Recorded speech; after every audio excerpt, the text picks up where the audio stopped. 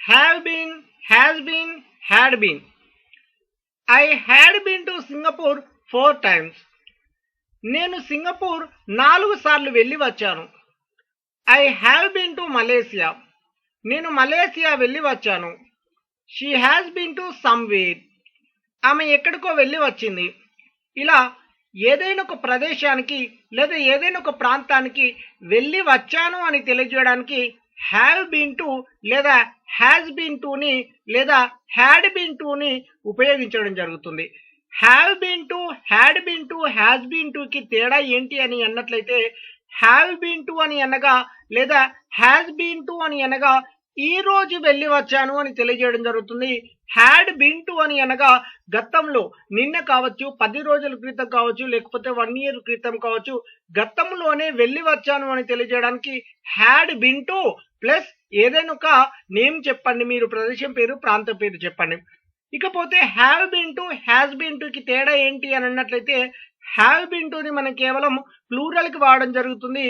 అనగా you, I, we, they అనే అటువంటి పదాలకు మనం హ్యావ్ బీన్ టు ప్లస్ ఏదైనా ఒక ప్లస్ నేమ్ చెప్పడం జరుగుతుంది. ఇక హ్యాస్ బీన్ టుకి మన singular she, he, it, that అనే సింగులర్ పదాలు చెప్పి హ్యాస్ బీన్ టు చెప్పి ఏదైనా ఒక ప్లస్ నేమ్ చెప్పడం జరుగుతుంది. At some place I had been there for 8 months. నేను అక్కడ 8 నెలలు ఉన్నాను. హ్యాడ్ బీన్ని మనం ఎప్పుడు ఉపయోగిస్తాము అని అన్నట్లయితే గతంలో ఏదైనా ఒక ప్రదేశంలో ఏదైనా ఒక ప్రాంతంలో కొద్ది రోజులు అదే ప్రాంతంలో అదే ప్రదేశంలో నేను నివసిస్తూ ఉన్నాను, అక్కడే ఉన్నాను అని తెలియజేయడానికి హ్యాడ్ బీన్ని ఉపయోగించడం జరుగుతుంది. హ్యాడ్ బీన్ తర్వాత నేను ఇక్కడ ఎగ్జాంపుల్ గా దేర్ అనే పదాన్ని తీసుకున్నాను. దేర్ అని కాకుండా మీకు నచ్చినటువంటి ప్రదేశం పేరు ప్రాంతం పేరు చెప్పి దాని తర్వాత మీరు ఎంత సమయం అయితే అక్కడ ఉన్నారో ఆ సమయాన్ని మీరు చెప్పడం జరుగుతుంది. ఇలా గతంలో ఏదైనా ఒక ప్రదేశంలో ప్రాంతంలో ఉన్నాను అని తెలియజేయడానికి హ్యాడ్ బీన్ని చెప్పి మీకు నచ్చినటువంటి ప్రదేశం పేరు ప్రాంతం పేరుని చెప్పండి. I have been here since 2014. నేను 2014 సంవత్సరం నుండి ఇక్కడ ఉంటున్నాను. హ్యావ్ బీన్ ని లేదా హ్యాస్ బీన్ ని మనం గతంలో ఏదైనా ఒక ప్రదేశంలో ఉండి, గతంలో కావచ్చండి, లేకపోతే 10 రోజుల క్రితం నుండి కావచ్చు, లేకపోతే 1 year క్రితం నుండి కావచ్చు, లేకపోతే మార్నింగ్ నుండి కావచ్చు, కానీ కొంత సమయం క్రితం నుండి లేదా కొంతకాలం క్రితం నుండి ఇప్పటికీ కూడా అదే ప్రదేశంలో అదే ప్రాంతంలో ఉంటున్నాను అని తెలియజేయడానికి హ్యావ్ బీన్ ని లేదా హ్యాస్ బీన్ ని ఉపయోగించడం జరుగుతుంది. ప్లూరల్ అయితే హ్యావ్ బీన్ ని, సింగులర్ అయితే హ్యాస్ బీన్ ని ఉపయోగించడం జరుగుతుంది. Since how long have you been here? మీరు ఎంతకాలం నుండి ఇక్కడ ఉంటున్నారు? ఎదుటి వ్యక్తిని మనం క్వశ్చన్ అడగడానికి సిన్స్ అనే పదాన్ని ముందుగా తీసుకొని how long have you been here ని ఉపయోగించడం జరుగుతుంది. She has been here from April. ఆమె ఇక్కడ ఏప్రిల్ నుండి ఉంటుంది, అనగా ఇంకా ఉంటుందండి, అక్కడి నుండి ఖాళీ చేసి వెళ్ళిపోలేదు, కానీ ఇంకా అలానే అక్కడే ఉంటుంది, అక్కడే నివసిస్తూ ఉంటుంది. ఇలా గత కొంతకాలం నుండి లేదా కొంత సమయం క్రితం నుండి ఇప్పటి వరకు కూడా అదే ప్రదేశంలో అదే ప్రాంతంలో అలానే ఉంటుంది, అలానే ఉంటున్నాను అని తెలియజేయడానికి హ్యావ్ బీన్ ని లేదా హ్యాస్ బీన్ ని ఉపయోగించి దాని తర్వాత మీరు నచ్చినటువంటి ప్లస్ ని చెప్పడం జరుగుతుంది. Have been plus ing form. I have been doing this work for 3 hours. నేను ఈ పనిని 3 గంటల నుండి చేస్తున్నాను. She has been travelling since 2 o'clock. ఆమె 2 గంటల సమయం నుండి ప్రయాణం చేస్తుంది. ఇలా ఎప్పుడైనా కానివ్వండి, కొంతకాలం క్రితం కావచ్చు లేదా కొంత సమయం క్రితం కావచ్చు, అనగా 1 year క్రితం, లేకపోతే 10 days క్రితం, లేకపోతే వారం రోజుల క్రితం నుండి, లేకపోతే మార్నింగ్ నుండి, ఇలా కొంతకాలం క్రితం నుండి లేకపోతే కొంత సమయం క్రితం నుండి ఏదైనా ఒక పనిని మొదలుపెట్టి ప్రారంభించి ఇప్పటికీ కూడా అలానే ఇంకా చేస్తూనే ఉన్నాను, పూర్తి చేయకుండా ఇంకా చేస్తూనే ఉన్నాను అని తెలియజేయడానికి హ్యావ్ బీన్ ని లేదా హ్యాస్ బీన్ ని ఉపయోగించి ప్లస్ ఇంగు ఫామ్ ని ఉపయోగించి చెప్పడం జరుగుతుంది. I had been working there for 1 year. నేను అక్కడ 1 సంవత్సరం నుండి పని చేస్తూ ఉంటిని. హ్యాడ్ బిన్ ని మీనింగ్ ఎలా రావడం జరుగుతుంది అని అన్నట్లయితే గతంలోనే ఒక కంపెనీలో పని ప్రారంభించి ఏదైనా ఒక పని అండి, గతంలో ఏదైనా ఒక పనిని ప్రారంభించి పోయిన మంత్ వరకు కావచ్చు, లేకపోతే నిన్నటి వరకు కావచ్చు, లేకపోతే పోయిన సంవత్సరానికి వరకు కావచ్చు, కానీ కంప్లీట్ చేశాను, అక్కడ అయిపోయింది, ఆ పనిని పూర్తి చేసేసాను, ఇలా ఏదైనా ఒక పనిని గతంలోనే ప్రారంభించి మళ్ళీ గతంలోనే పూర్తి చేయడం, అంటే కొంతకాలం పాటు చేసి మళ్ళీ గతంలోనే పూర్తి చేశాను, అయిపోయింది, ఇప్పుడు చేయట్లేదు అనేటువంటి పదాలను తెలియజేయడానికి had been plus verb four ని ఉపయోగించడం జరుగుతుంది.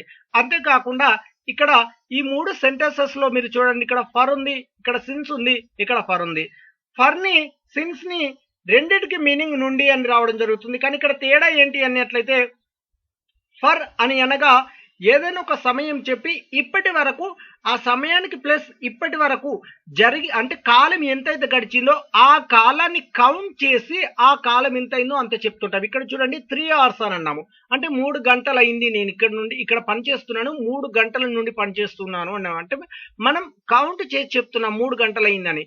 ఇక్కడ అంటే మనం ఏదైనా 2 years లేకపోతే 5 years లేకపోతే 10 days లేకపోతే 5 days ఇలా కౌంట్ చేసి చెప్పడం, ఏదైతే డిస్టెన్స్ అంటే మనం పనిని ప్రారంభించి ఇప్పటి వరకు ఏదైతే కాలం గడిచిందో ఆ గడిచినటువంటి కాలాన్ని కౌంట్ చేసి చెప్పడానికి ఫర్ ని ఉపయోగిస్తుంటాం. ఇకపోతే పర్టిక్యులర్ గా ప్రత్యేకంగా టైంని చెప్పడం 2023, 2021 లేకపోతే లాస్ట్ సండే, లాస్ట్ మండే, లేకపోతే ఏదైనా ఒకటి చెప్పండి, లేకపోతే 2 o'clock నుండి లేకపోతే 1 o'clock నుండి, ఇలా ప్రత్యేకంగా ఏదైనా ఒక సమయం పేరు చెప్పడానికి మనం సిన్స్ ని ఉపయోగించడం జరుగుతుంది. Have been plus verb 3. I have been selected by interviewer. నేను ఎన్నికయ్యాను. ఇక్కడ చూడండి, నేను ఎన్నికయ్యాను అని అన్నాను, వారి చేత, అతని చేత, ఆమె చేత, మీ చేత అని నేను చెప్పలేదు. కేవలం సులువుగా నేను ఎన్నికయ్యాను అని అన్నాను కాబట్టి ఐ హ్యావ్ బీన్ సెలెక్టెడ్. ఈ సెకండ్ సెంటెన్స్ లో చూడండి, నేను ఇంటర్వ్యూవర్ చేత ఎన్నిక కాబడ్డాను. ఇక్కడ ఇంటర్వ్యూవర్ చేత అని అన్నాము కాబట్టి బై ఇంటర్వ్యూవర్. ఇలా ఏదైనా ఒక వ్యక్తి చేత అని తెలియజేయడానికి బై అనే పదాన్ని చెప్పి దాని తర్వాత యు అయితే యు, లేకపోతే హిమ్ అయితే హిమ్, లేకపోతే హర్ అయితే హర్ అనే పదాలను మెన్షన్ చేయడం జరుగుతుంది. ఓకే ఫ్రెండ్స్, ప్రత్యేకంగా వారి చేత, ఆమె చేత, అతని చేత అని తెలియజేయడానికి by you, by me, by her, by him ని తెలియజేయడం జరుగుతుంది. అంతేకాకుండా ఫ్రెండ్స్, ఇది ప్యాసివ్ వాయిస్ సెంటెన్సెస్ అండి.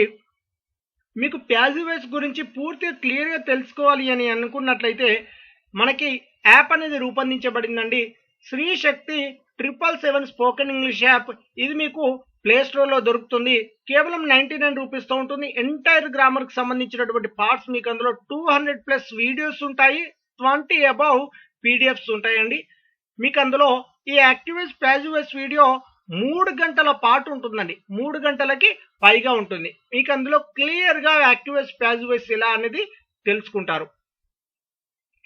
She has been gotten a call by company. ఆమెకు పిలుపు వచ్చింది. ఇక్కడ మొదటి సెంటెన్స్ చూడండి, ఆమెకు పిలుపు వచ్చింది అని అన్నాము, ప్రత్యేకంగా వారి చేత, ఆమె చేత అని నేను చెప్పలేదు. సింపుల్ గా ఆమెకు పిలుపు వచ్చింది అని అన్నట్లయితే she has been gotten a call. ఇక సెకండ్ సెంటెన్స్ చూడండి, ఆమె కంపెనీ చేత పిలువబడినది. కంపెనీ చేత అని అన్నాము కాబట్టి బై కంపెనీ అని మెన్షన్ చేయడం జరుగుతుంది. I had been told yesterday by you. నిన్న నాకు చెప్పారు. ఇక్కడ చూడండి, సింపుల్ గా నిన్న నాకు చెప్పారు అని అన్నాము, కానీ మీరు నాకు చెప్పారు, అతడు నాకు చెప్పారు, ఆమె నాకు చెప్పిందని నేను చెప్పలేదు. ఇక్కడ సింపుల్ గా నిన్న నాకు చెప్పారు అని అన్నాము. ఇక్కడ సెంటెన్స్ ఏంటి, I had been told yesterday, నాకు చెప్పారు. ఇక సెకండ్ సెంటెన్స్ చూడండి, నిన్న నేను మీ చేత చెప్పబడ్డాను అని అనడానికి బై యూ, మీ చేత కాబట్టి బై యూ, ఆమె చేత అయితే బై హర్, అతని చేత అయితే బై హిమ్, ఇలా రావడం జరుగుతుందండి. That work has been completed by me. ఆ పని అయిపోయింది. ఇక్కడ మనం సులువుగా చూడండి, మనం కొన్ని సందర్భాలలో అంటుంటాం ఆ పని అయిపోయింది అంటుంటాం. That work has been completed. ఇక ఈ సెంటెన్స్ చూడండి, ఆ పని నా చేత పూర్తవబడినది. ప్రత్యేకంగా నా చేత అని అన్నాము కాబట్టి బై మీ. మీ చేత అంటే బై యూ. అతని చేత అంటే బై హిమ్. ఆమె చేత అంటే బై హర్. వారి చేత అంటే బై దెమ్. ఇలా ఏదైనా ఒక వ్యక్తి పేరు ప్రత్యేకంగా చెప్పాలి అని అనుకున్నట్లయితే బై తర్వాత మీరు ఆ వ్యక్తిని మెన్షన్ చేసి చెప్పవచ్చండి.